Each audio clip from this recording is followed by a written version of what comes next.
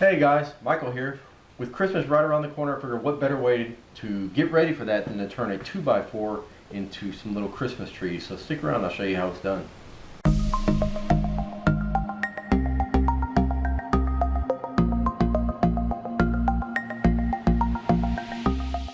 Okay, so these Christmas trees are really simple to make.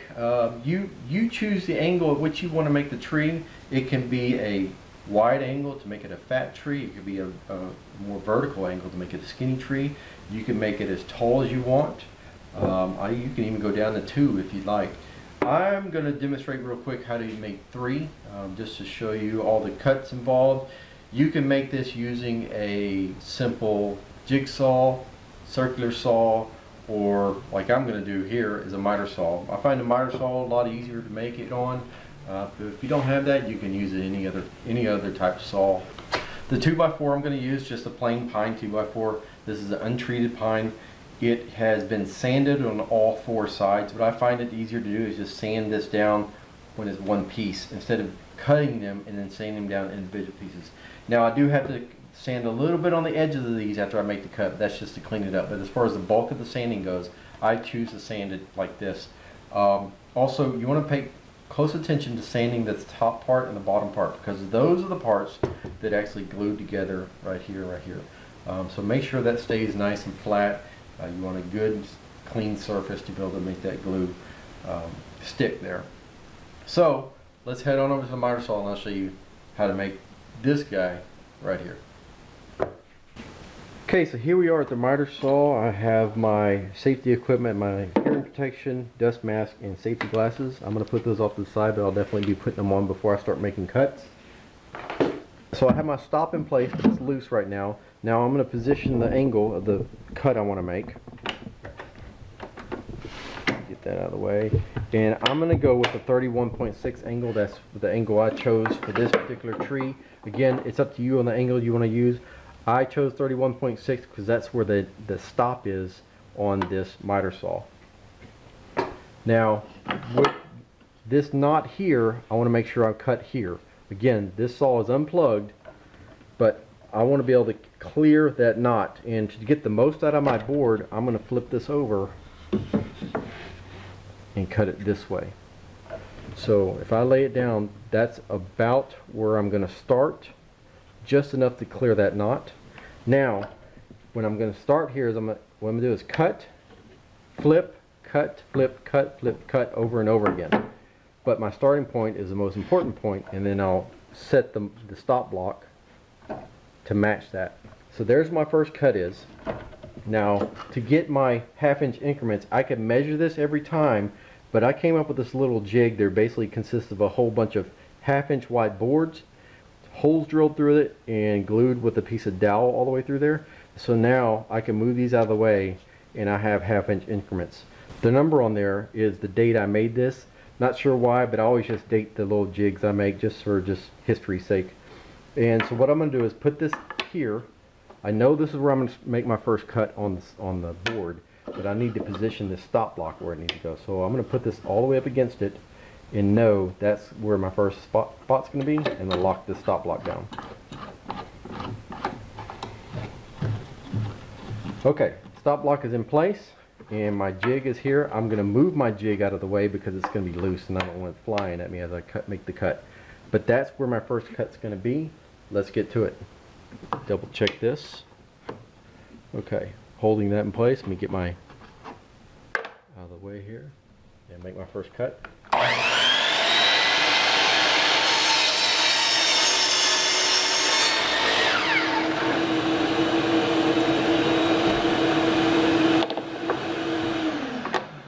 So now I want to make sure that I just barely go past that point. So I'm going to use the laser on this thing. You can also eyeball it. And I'll make my first piece here. Let me move this over just a little bit. Alright, here we go.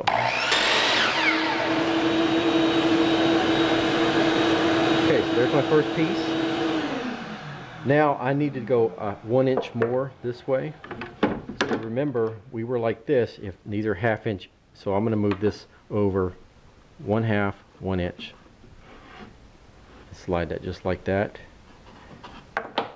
And here's my second piece. Okay,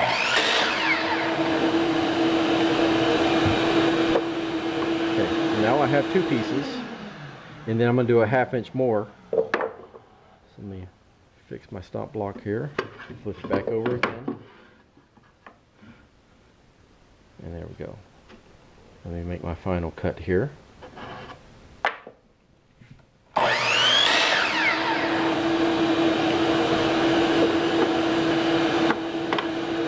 Alright, there's my 3 pieces. Now let's take it over there to the workbench, finish the sanding, and let's glue them together. Okay, so I have my 3 pieces here. If you can see here, the edges are a little bit rough, so what I'm going to do is just take some sandpaper and sand them down to get rid of the rough edges, and do that on all 3 pieces, or as many pieces as you have. Okay, so I have my pieces sanded up, ready to go. I have my clamps and my glue. So the next thing I'm going to do is actually kind of line these on top of each other. And if you have a straight edge, what I find it easier to do is just go ahead and line them up and kind of just put a little mark on each of them, so that way you know where they need to go. Whenever you glue it up, it's easy to line them up and get them in position. So let me put the glue on here, and again, you can use any type of clamp. I prefer this bar type clamp because I can lay them on it as I do it this way. So here we go. Remember, don't put glue on the bottom. There's not going to be glue on that bottom piece. You want just enough glue to cover the surface. Well, it helps to open it. Just enough glue to cover it, and I'll spread that out with my finger here in a minute. And I do put a little bit on the bottom, not too much. I don't want a lot of squeeze out. Okay. So let me just rub this on just barely. All 3 pieces.